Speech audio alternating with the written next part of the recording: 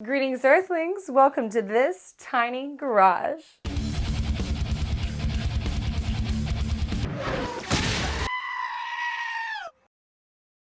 If this is your first visit to the tiny garage, then thank you for joining us, and I do hope that you're going to have some fun as we learn how to fix this beautiful car.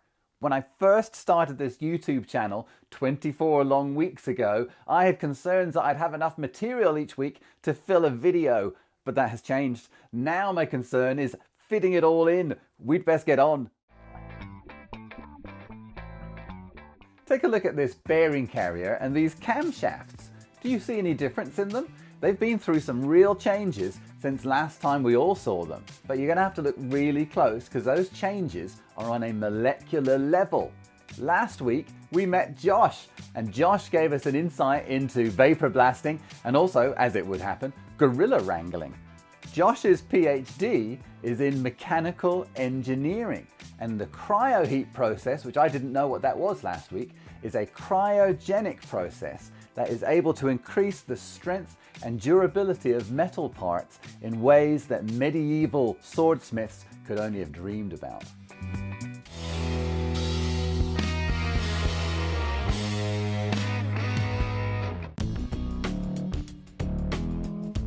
I think it's safe to assume that most of you would agree with me that this bearing carrier looks fairly stationary right now. However, at room temperature, on a molecular level, the atomic structure of this metal is moving around or vibrating. If you add more heat energy to this metal, that activity increases, the atoms move around more like a whole bunch of sugared up toddlers, and they take up more space. And that's why when you heat metal, it expands. Conversely, when you cool metal down and you take that heat energy away, the molecular motion slows down and the molecular structure takes up less space. Speaking of space, as you approach absolute zero or 0 degrees Kelvin, all molecular motion is said to stop, and that happens to be really close to the temperature of deep space. So what does Josh's cryoheat process mean for our Porsche parts? Well, the heating part gave the metal the energy it needed to rearrange its molecular structure one more time and get rid of any small fissures or imperfections that might have led to a future failure. Then, the cryogenic part of that process reduces the metal to below minus 150 degrees centigrade, and that forces the molecular structure to find very efficient and very strong bonds that remain with the metal when it returns to room temperature. Now, the benefits of this process are not lost on the military or NASA. A lot of, or all of their important metal parts go through this process before they go to space or before they go into military equipment. And now, thanks to Josh at CryoHeat, you can have that same benefit on your Porsche. If you'd like to see me in a future episode, hit that subscribe button.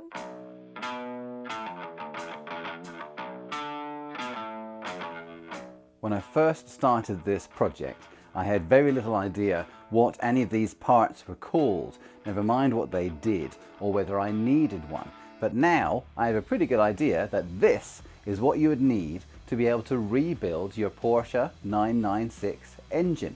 So I'm just going to go through all of these things with really the price at least and any other details that I know about them. So we're going to start over here. Now, one of the aspects that makes these engines more expensive than some to rebuild is that you have to replace a bunch of the bolts. And you think, oh, that's not too bad.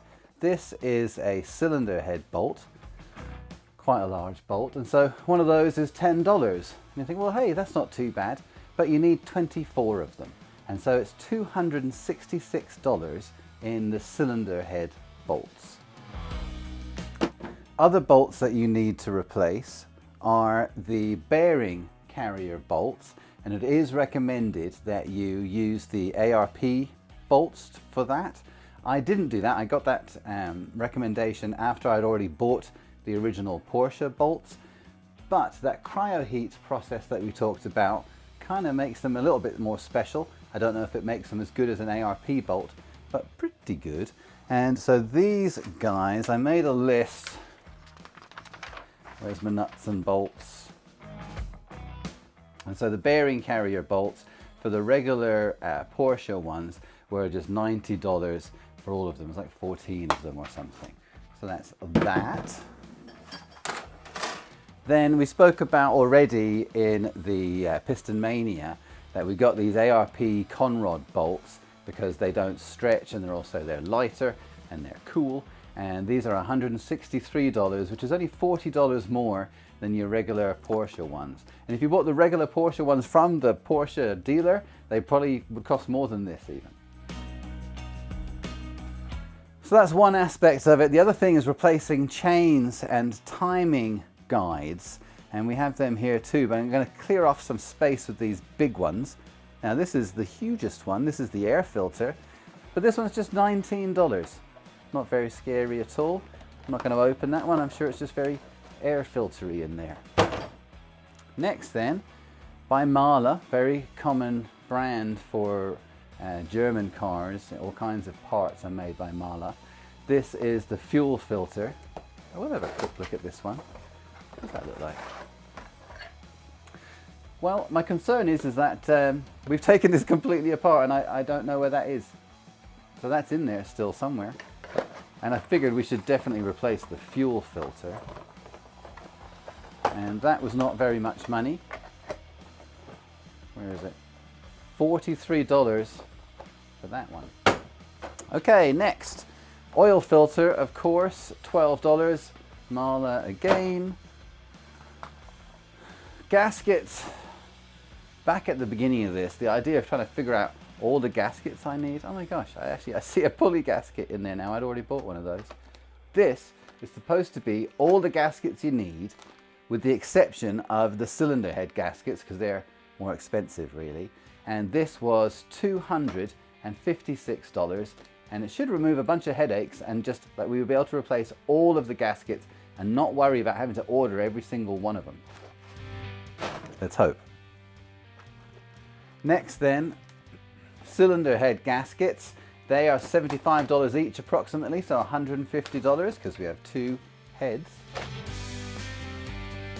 Then moving on to all of the timing, you could reuse the chains. That is possible. But the majority of people that I spoke to said, hey, really, you probably want to, while you're in there, replace them. This one, before I tell you the price, I'll open it up. You can see it's fairly chunky. This is the one that goes on the intermediate shaft itself, and it's very large. And that one is $175 for the chain. Next up, this is the chain guide for the IMS. The original one, I have some of the originals right here. You can see this one, you wouldn't confuse them, but there really is not very much wear on the one that was in the car. And that one is $53, so not going to break the bank really. Moving on here then, this is the tensioner for the IMS. And if you remember, the one that we took out looked like it had some kind of secret message on it. It had so much wear from the chain hitting it. I am told that the LN Engineering billet aluminum version of this, which is about $300, that one is good if you do want to do some sort of racing and get higher RPMs and such. This one though, which is just a stock replacement, is $43, so not too bad. For bank 1 and bank 2, we've got those main long rails, and I have the old ones here. So this is bank 2 lower, and basically there's two styles, one that has a big bump on it and one that doesn't. And these, I'm told, don't receive too much of a beating, and you can see that, yeah, there's wear, but they're not utterly ruined. Get that maybe a little closer. I'll do some other close-ups if need be. And so that's pretty good. Not too much wear on that one. And then inside these boxes, which I think this one might be open already, these are both the same.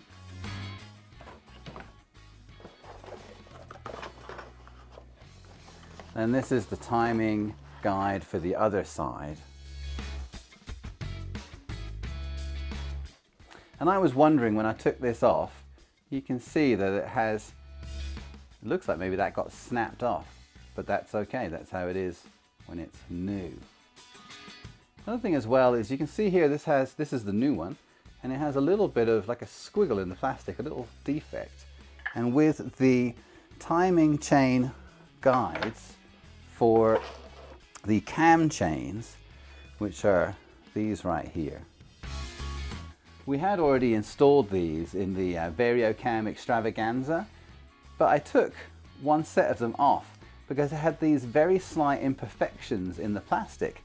And I felt that, you know, if they have imperfections now, that's probably going to be a good place for the imperfections to turn into real problems. And if you remember this one, this was the ultimate problem on this car, was the disintegration of these chain guides. And so obviously very important to have them start off in good shape. And I've been told since by talking to people about it that yes, these do need to be in great shape when you start. But that these larger timing guides for the banks, they don't get too much abuse, and I would say the experience is pretty true. They seem to last pretty well. Okay, I'm going to clear a space and keep going. Those timing guides,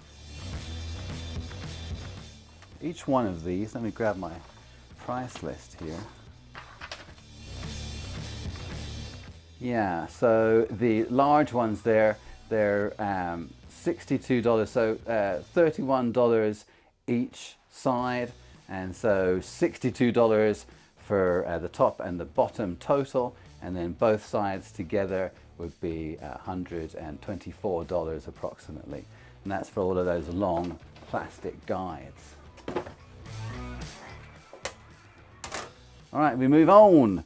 This is a little diddy one. This is for the coolant manifold. I wanted to get a new plug and washer for that. In a previous life, someone kind of mangled that. This was $5, so why not? Moving on, timing chains. So these are the two chains that go from bank 1 and bank 2 from the intermediate shaft. And these ones for both of them is $148. Fill the box. Next one then. These are the small chains that go cam to cam on each side, and for both of those together is $55. Those are made by, actually I'll grab those again. Those are made by IWIS, IWIS. I could have got the Porsche branded ones, but I'm told that this is the company that makes the Porsche branded ones, and that sort of comes up here and there. In general, I'm buying the Porsche one, but sometimes you can just get whatever the original manufacturer was, and it's the same thing for less money. Moving on from there. Okay, so this is kind of special. I'd like to thank Ken Cross, one of the subscribers, and he just sent these to me. What these are the oil returns for a Porsche 997, which is the generation of Carrera that came after this. And the reason for these, let me grab the ones that my car came with. Here's the ones that my car came with. And you can see from these, there's a difference in design. And the idea of this, they kind of go something like that, I suppose, is as the oil gets returned to the oil sump, this design is supposed to let some of the air that might have got trapped in the oil gurgle out. It's an air-oil separator. Sounds like a good idea. But what they found through the years is that really prioritizing the air removal is wrong. You should prioritize just getting that oil back into the sump. And so these 997 oil returns do away with any of that gurgling stuff and just get the oil back in the sump. So thank you very much, Ken Cross. I believe if you're interested in these, they're about $30 each to buy, and it's very generous of Ken to just send them to me. Thank you, Ken.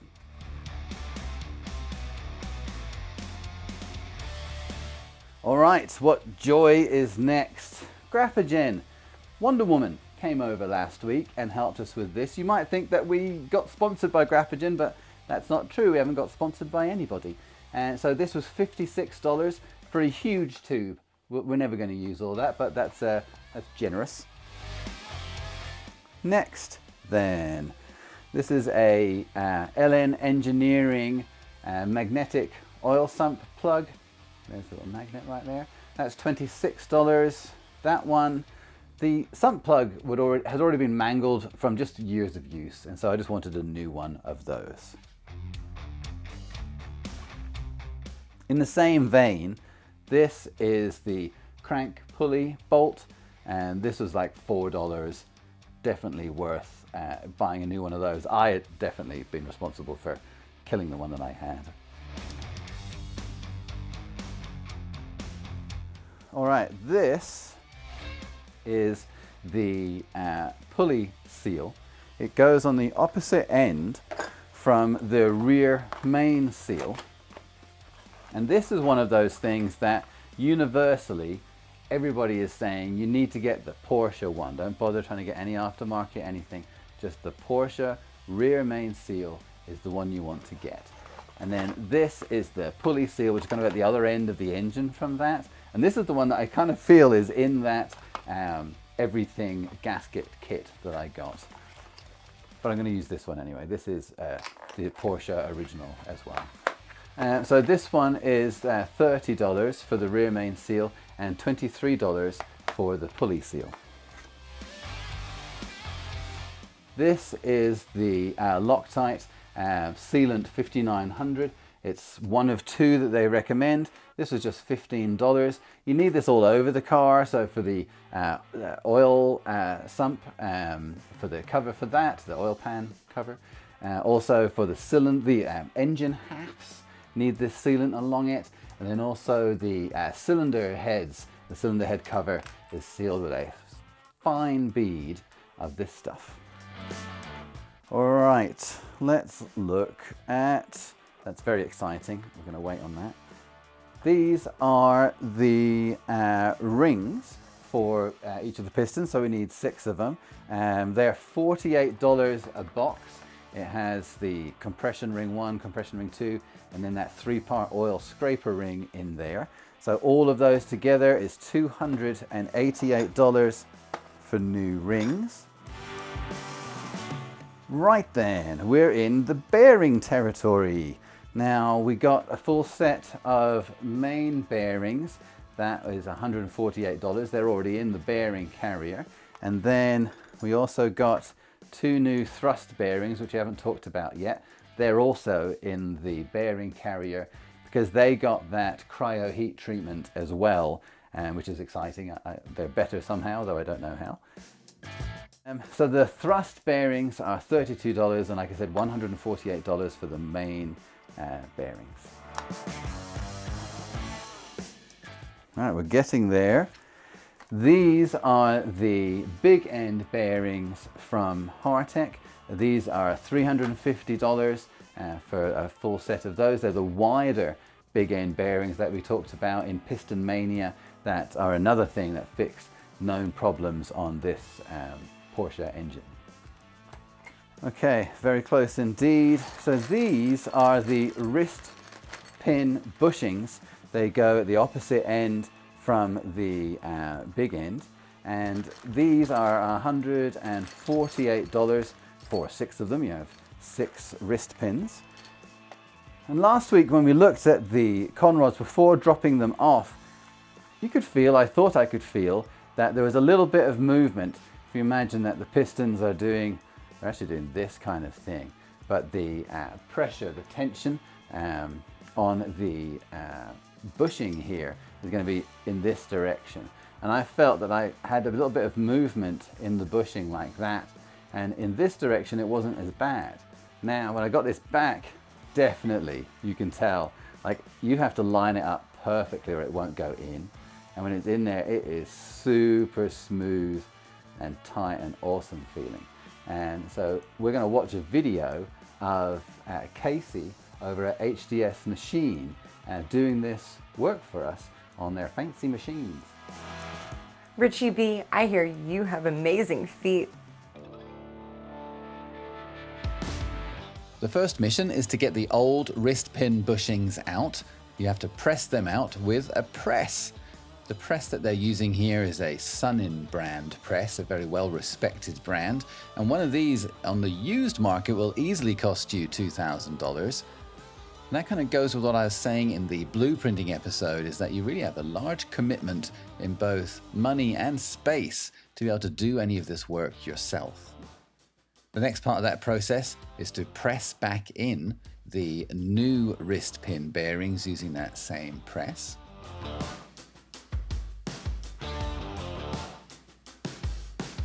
Quite satisfying to look at, to be honest. Next up then is another Sunin machine. This is the honing machine, and those are my wrist pins right there, and they're using those to calibrate this, some sort of fancy micrometer that's attached to the side of the honing machine. That's very interesting, so setting that there. And then the oil now is going on to the actual honing stones. There's two stones 180 degrees from each other, and then there's pressure put on them which you can adjust, and those pushing out will wear away the inside of that wrist pin bushing and gradually make the hole bigger, and then he'll go across and check that on the micrometer that he set up at the beginning. Here we go, so double checking there.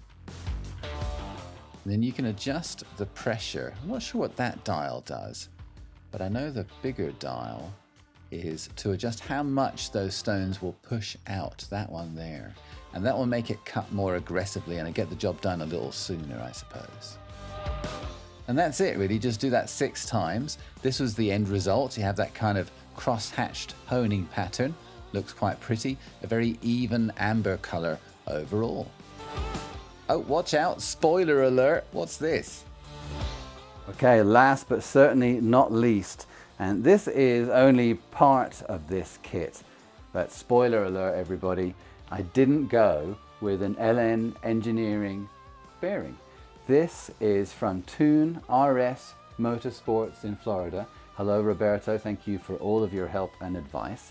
This is a direct oil feed system that borrows some ideas from the Porsche turbo direct oil feed system, and this is a big subject that we need an entire video for, and we're going to be looking at this in future episodes. Unfortunately, that's all we have time for this week. Thank you very much for watching. Until next time.